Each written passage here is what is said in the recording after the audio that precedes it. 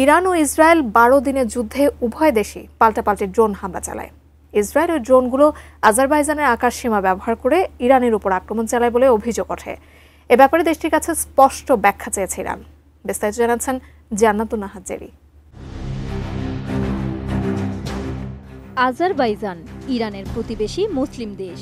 প্রতিবেশী দেশ হলেও কিছুদিন আগে ইরান ইসরায়েল যুদ্ধে ওই দেশের আকাশসীমা ব্যবহার করে ইরানের উপর আক্রমণ চালায় ইসরায়েল। তাই এই অভিযোগ তুলে আজারবাইজানের কাছে ব্যাখ্যা চেয়েছে ইরান।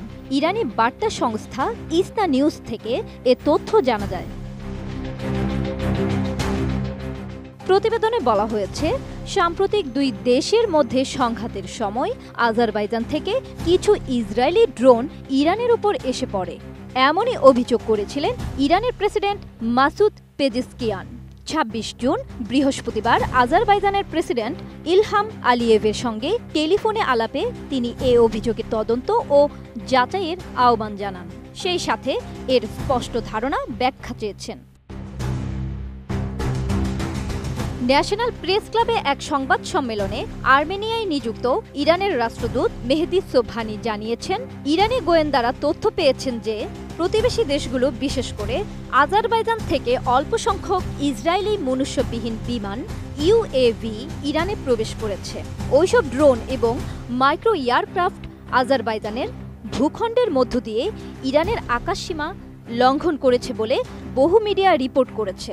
রিপোর্টগুলি খতিয়ে দেখার জন্য ইরানের রাষ্ট্রপতি আজারবাইজানের রাষ্ট্রপতির কাছে গুরুতর তদন্তের অনুরোধ করেছেন। এসএমসি ওটসালাই এলো আরো উন্নত নতুন প্যাকে, জীবন বাঁচায়, জীবনকে এগিয়ে নিয়ে যায়।